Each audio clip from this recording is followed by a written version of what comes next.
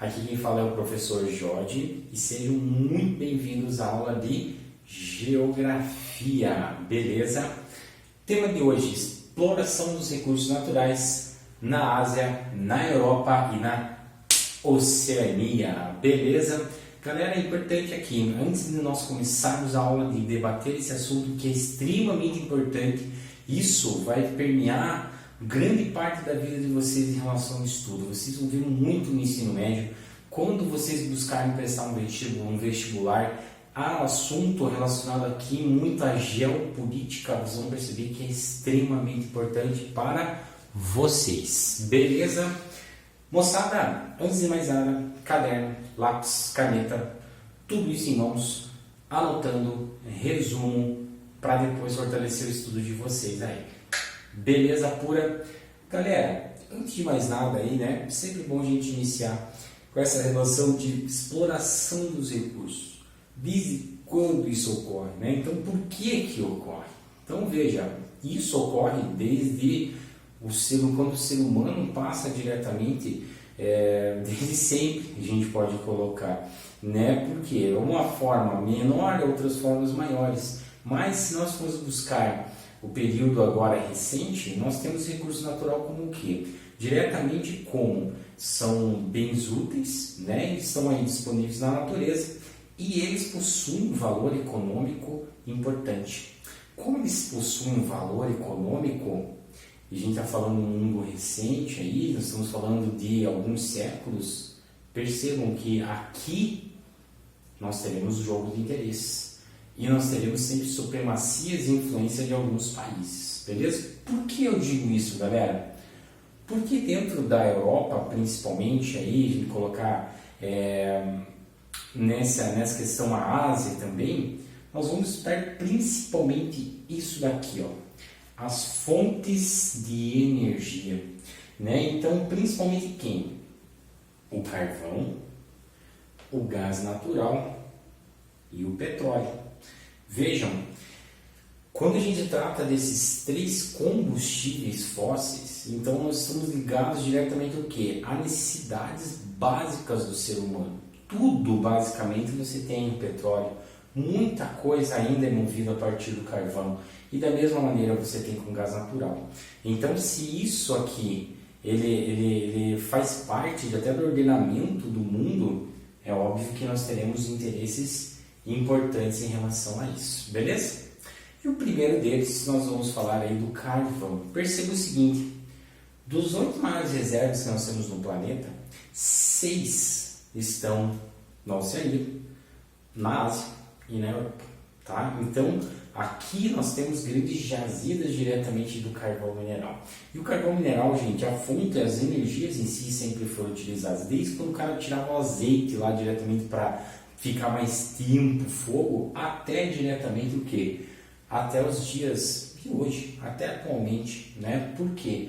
Porque o carvão ele é substancial, ele tem um poder diretamente calórico muito grande, o que faz com que tenha uma geração muito grande de energia, né? Então ele sempre foi alvo muito importante de várias relações, tá? Desde lá do século 19, né, 1750, na verdade, ele já começa a ser usado na Revolução Industrial, mas lá no século 19 ele vai ser amplamente utilizado o carvão, né? Então, justamente para quê? Geração de energia, movimentar a indústria, fábricas em si. Beleza? Na sequência, o carvão sempre será, esse potencial energético dele sempre será alvo do quê? De quando você, para guerras em si, né, estratégicos, questões estratégicas militares aqui, né, você vai pensar principalmente em qual região? Regiãozinha onde você tem a Bélgica, onde você tem a França e você tem a Alemanha. Região, por exemplo, alemã como o Vale do Ruhr, né, você tem cidades lá como Gelsenkirchen, por exemplo, você tem cidades como Dortmund, né, onde você encontra grandes áreas de exploração do carvão. Veja o carvão, por que ele lá no século XIX ele foi muito, esse recurso de reserva foi muito utilizado? Porque modifica a forma de exploração dele. Aqui, né, agora você utiliza o quê? Você vai usar trilhos, você vai usar dinamite, então você vai ter formas de exploração muito maiores do que aquele cara, que é um trabalho muito manual e tudo mais. né? E essa região ela é muito importante para essas relações. Por quê? Quem detém recurso energético consegue mover, por exemplo, um exército inteiro. E é isso que, ao longo dos anos, ao longo da história, vai ocorrendo. Por exemplo, Segunda Guerra Mundial, com o ditador, com Adolf Hitler, né? Então, onde nós tivemos ele sempre, para qual região ele vai?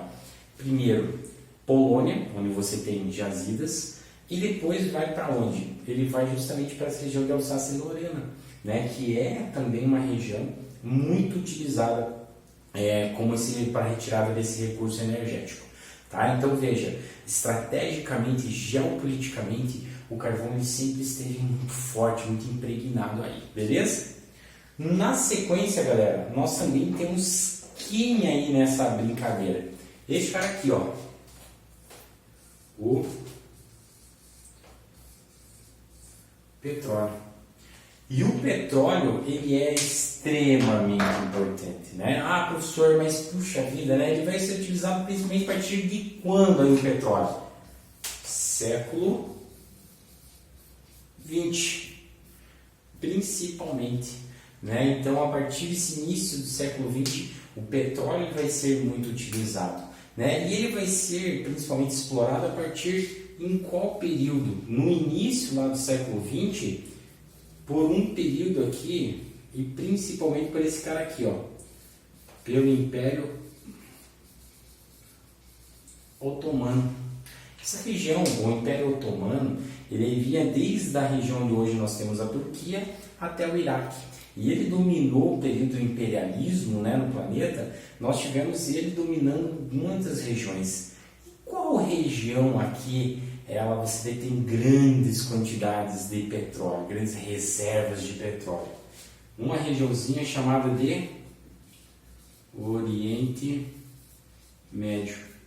Então, no início, galera, dessa exploração do petróleo, basicamente existia tanto o Império Otomano quanto o Irã. Tá? Então, esses duas regiões, esses dois países em si aqui, essas regiões imperialistas aqui, principalmente o Império Otomano, ele principalmente é que detinha o poder aí sobre a exploração do petróleo desse início aqui. Beleza? O que vai acontecer aqui? Você vai ter aqui em 1914 a Primeira Guerra Mundial. O Império Otomano, com o fim da Primeira Guerra Mundial, deixa de existir. E aqui, a partir de então, você começa a ter a supremacia dos países ocidentais. Principalmente, quem vai explorar aqui? França e a Inglaterra. A partir daqui, moçada, nós começamos a ter o quê? Uma mudança diretamente nesse tipo de exploração, tá? O que nós vamos ter então? Tanto França quanto Inglaterra como movendo as grandes ações aqui dessa região, tá? Nós vamos ter inclusive um predomínio muito grande de empresas ocidentais aqui, principalmente dos Estados Unidos. Elas vão chegar a explorar e a deter um monopólio, um cartel de preços da exploração gigante nessa região. E essas regiões, essas empresas ficaram famosíssimas, sendo chamadas Sete Irmãs, né? Então, por quê? Porque elas detinham até 90% de toda a produção de petróleo do mundo. Gente, se passar de 90%, e o petróleo basicamente era bem mais precioso do planeta, quer dizer que essas empresas detinham o poder do mundo praticamente, né? Então, veja, essa relação do petróleo era muito forte. Aqui já se passaram décadas, já passa a Segunda Guerra Mundial, já estamos entrando na década de 50, nós temos uma supremacia ocidental muito grande, e comprando petróleo, por exemplo, do Iraque, do Kuwait, dos Emirados Árabes Unidos, da Arábia Saudita, a preços pequenos, muito baixos, né? Então o barril de petróleo é preço de banana. Vai chegar um momento que esses caras falam, pô, mas espera aí, o negócio está complicado, não dá mais, eu preciso também ter meus ganhos. O que esses países vão fazer? Esses países vão criar o que nós chamamos lá de OPEP, Organização dos Países Exportadores de Petróleo. Organização dos Países Exportadores de Petróleo. Aqui vão unir o Irã, o Iraque, a Arábia Saudita, o Kuwait, entra o país com a maior reserva de petróleo no mundo, a Venezuela, os Emirados Árabes Unidos. Então esses países vão formar o quê? Vamos colocar, espera aí, vamos nos unir, nós detemos aí mais de 75% de todas as reservas do mundo e nós vamos ditar o preço até agora. Agora nós vamos regulamentar, nós vamos organizar essa relação, tá? Então veja, aquelas 7 irmãs que detinham todo esse monopólio, agora esse cartel, elas vão ser basicamente o quê? Vamos pegar lá a Shell, por exemplo, ou a Exxon, a Mobil, né? Nós vamos pegar essas empresas, elas serão apenas distribuidoras, então elas farão a logística do petróleo. Por quê? Porque o próprio país agora começa a deter essa relação aqui, beleza? Então veja, o petróleo, gente, sempre foi o ordenamento do quê? De estratégicas, de jogos de influência, tá? Até mesmo quando nós falamos diretamente de lutas, tá? Então, de guerras, tá? Então ele com um grande poder de decidir diretamente o final em si de um conflito, ou se não uma forma de chantagem, como foram em alguns anos, tá? Tanto em 1973, em 1979 e em 1991. O que foram essas regiões aqui, galera? Essa região é uma região muito conflituosa, né? Então, se nós pegarmos ali, há grandes etnias, você tem curdos, você tem árabes, né? Então você tem diversos povos dentro daquela região e nem sempre a relação é amistosa. Fora isso, você tem conflitos religiosos, né? Você vai pegar ali relação aos islâmicos com a relação judaica, né? Então é sempre muito conflito dentro dessa relação, tá? E o que nós temos aqui? Então, dentro desses conflitos, nós temos o que? Acusações, né? E quem entra como um poder de influenciador e de talvez de chantagem? O petróleo. Exemplo, né? Nós tivemos aqui em 1973 a relação aqui, uma guerra sobre essa relação do novo Estado dentro da região, que é o Estado de Israel, né? Então, como uma forma, como os árabes acusaram justamente os Estados Unidos de estarem apoiando Israel, o que a OPEP faz? Uma forma de retaliação, ele vai subir o preço. Ele tem esse poder? Tem, porque eles criaram quem? A OPEP. Então veja, eles vão regular por quê, gente? Sempre é uma questão de oferta e diretamente da demanda. Se a demanda ela é muito alta, o que acontece com o preço? O preço também tende a ser alto. Se a demanda é muito baixa, a tendência é que o meu preço também acabe baixando, né? A gente tem a relação até agora com o coronavírus, muitos postos em vários lugares do Brasil, os preços caíram muito. Por que caíram muito? Porque a demanda também caiu, né? Então você tem indústria, você vai ter diretamente os carros, né? Então a relação é a mesma. A OPEP ela vinha para regulamentar esse tipo de relação, né? Para manter, nivelar este preço. O que ela vai fazer aqui? Como ela detém esse poder, ela vai aumentar o dólar, o barril, de 6 para 13 dólares. Isso vai fazer com que os preços do petróleo disparassem. Indústria, para gasolina, para tudo vira em parafuso, porque a gente tem desde a sola do nosso sapato aos chicletes que a gente masca com um tiquinho ali de petróleo, sempre tem, né? Então o que vai acontecer? Sempre a geopolítica do petróleo será envolvida, tanto em 79 também, quando nós tivemos uma relação grande com o Irã, acusando os Estados Unidos de estar influenciando ou tentando influenciar, se meter, digamos assim, dentro da política interna iraniana, né, ali com o antigo Shah Reza Pahlavi, com o Ayatollah Khomeini, né, então um líder religioso muito importante, muito influenciador dentro do Irã e inclusive dentro das guerras, como é o caso da Guerra do Golfo, né? Então vejam, galera, o petróleo ele sempre está dominando, sempre está muito presente, muito forte dentro da geopolítica mundial, né? Não à toa ele continua sendo ainda muito forte. Vide a Venezuela, países que são extremamente dependentes dos países de petróleo, tem que tomar muito cuidado, né? Por quê? Porque ele também não é muito estável, né? Ele é estável, ele sempre vai, quem vai ditar o ritmo das coisas? Quem vai ditar o ritmo sempre será o mercado internacional, de certa forma. Então, o que você vai ter? Pegue a Venezuela, né, com relação ao petróleo. Mais de 90% do produto interno bruto dela era do petróleo. Você teve uma crise do petróleo, o que aconteceu com a Venezuela? Abaixo. Né? Então, o petróleo sempre está envolvido em grandes batalhas, em tudo um pouco que nós tivemos, beleza? Terminar de apagar a minha lousa digital aqui, né? Cara, chique é outro nível, né? Então, tá na mão ali e vamos dar sequência lá, né? Então, em relação com o petróleo, ele só passar o Oriente Médio, isso não quer dizer que esses países todos são muito ricos, né? Você pega e sempre coloca com sheiks, né? Nossa, então todo mundo vive muito bem lá. Não, aqui é Doha, por exemplo, Catar, uma pobreza muito grande, então há uma desigualdade. Por quê? Porque não há uma boa a questão relacionada à riqueza, né? Então você tem uma má distribuição da renda, o que faz com que você tenha um grande nível de pessoas pobres e um número reduzidíssimo de pessoas. De que forma?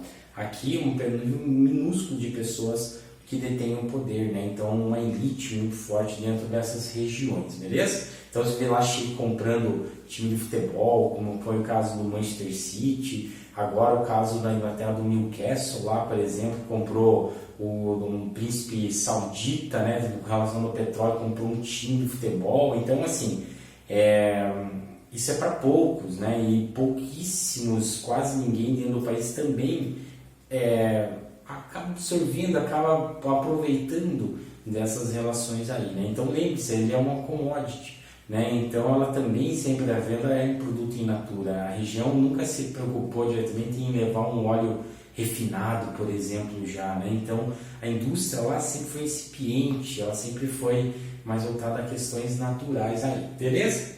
Lógico, né, gente? Petróleo dentro da geopolítica e tudo mais. Lembrar que nós temos divisões dentro das divisões, né? Como é o caso na Síria, com o surgimento do Estado Islâmico, né? Então buscando sempre quem? Sempre o petróleo aqui nessa relação, tá? E o último das nossas energias é o gás natural.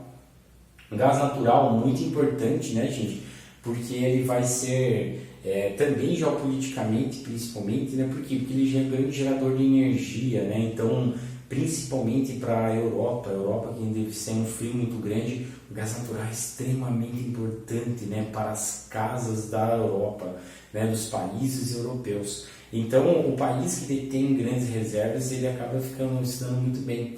E dentro dessa perspectiva, aqui que nós temos aqui um alvo muito grande, a Rússia, né? Então, a Rússia detém grandes quantidades de gás natural, tá? Então, junto ali com a Rússia, você tem também a China, né? Então, com essa relação, né? Tanto carvão quanto com gás, né? A China é muito forte, Japão sempre tentando invadir a China justamente por essas relações aqui, né? Então, a região da Manchúria na China sempre foi um viés muito forte de todo desse tipo de busca de recursos naturais. E o gás natural não é diferente, né? Então, ele tem principalmente um viés geopolítico muito forte, tá? Principalmente, se você pegar ali a Rússia e o Irã, tá? Você vai ter o quê? A Europa sempre buscou uma relação boa com o Irã na perspectiva comercial. Por quê? Porque ela gostaria de fazer negócio com o Irã. Porém, ela tem um entrave muito grande, que são os Estados Unidos. E isso obriga a Europa a fazer o quê? Negócio muito forte com a Rússia. E às vezes a Rússia, né, tem um conflito muito grande com países europeus nessa questão de influência dentro do continente, aí, de pegar a euroasiático de forma total, tá? Então isso vai querer implementar grandes conflitos, como é o caso dessa imagem aqui, né? Então você tem lá na Ucrânia, onde nós tivemos o que? O caso da Crimeia, conflitos dentro da Ucrânia, né? Onde nós tivemos o que? Ali é um ponto estratégico, onde você passa gasodutos diretamente para a Europa. E a Ucrânia, já estava um país dividido. uma boa parte da população tentando se reaproximar e tentando buscar uma aliança com a União Europeia. Por outro lado, uma parte, tanto ali a região mais leste da Ucrânia, onde você tem Donetsk, por exemplo, onde você tem a Crimeia, de descendentes russos que não aceitavam isso. O que a Rússia faz? Vai agir diretamente e, a partir com esses rebeldes, eles acabam proclamando algumas regiões ali, eles acabam por si só, né, proclamando uma região independente, né, como é o caso de Donetsk, com a Crimeia, né, você tem inclusive uma votação em si para aquela região, mas com um apoio muito forte da Rússia. Para quê? Para dividir, porque não é interesse da Rússia, onde passa os seus dutos, que ela esteja fazendo parte a Ucrânia da União Europeia. Então veja, tanto o gás natural, quanto o carvão, quanto o petróleo, não sabe, sempre está sendo alvo diretamente do quê? De questões estratégicas, de influências do mundo, sempre dessas relações, tá? Se você pegar gás natural, a Síria, né? Por que a Síria ela é um alvo tão grande de várias situações? Por quê? Porque ela passa tanto aqui em relação com o gasoduto, passa uma parte na Rússia, quanto iraniano, né? Então ela tem a ligação direta para o Mediterrâneo, e passou para o Mediterrâneo, você está em grande parte dos países europeus aí. Então essa mais ou menos é a dinâmica aí apresentada sobre essas fontes. Nós continuamos na próxima aula.